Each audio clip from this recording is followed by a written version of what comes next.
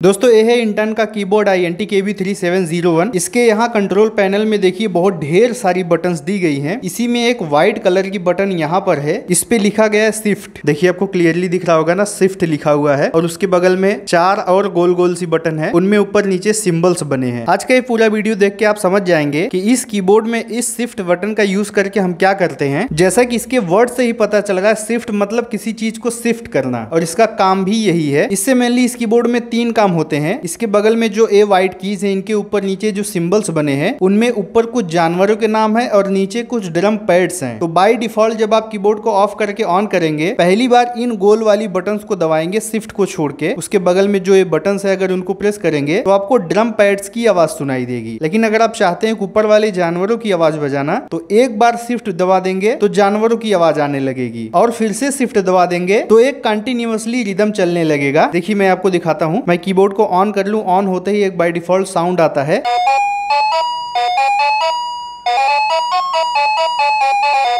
इसका मतलब यह है कि कीबोर्ड ऑन हो चुका है। अब मैं अगर इन कीज को दबाऊं तो देखिए कैसा ड्रम साउंड आता है।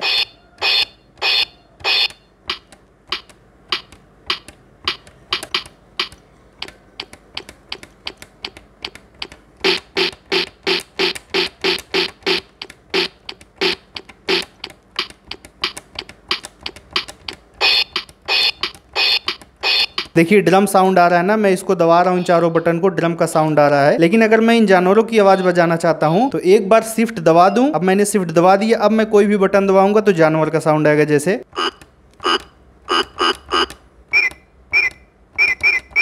quack quack quack quack quack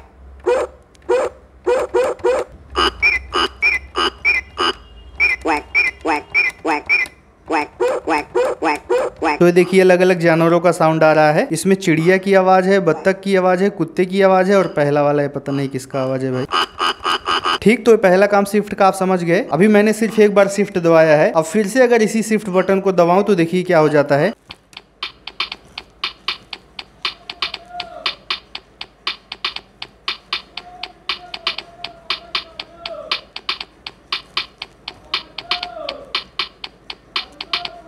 देखिए फिर से शिफ्ट बटन दबाने से एक रिदम चलने लगा, कंटिन्यूअसली रिदम चलने लगा, और वो रिदम इनसे चेंज हो जाएगा।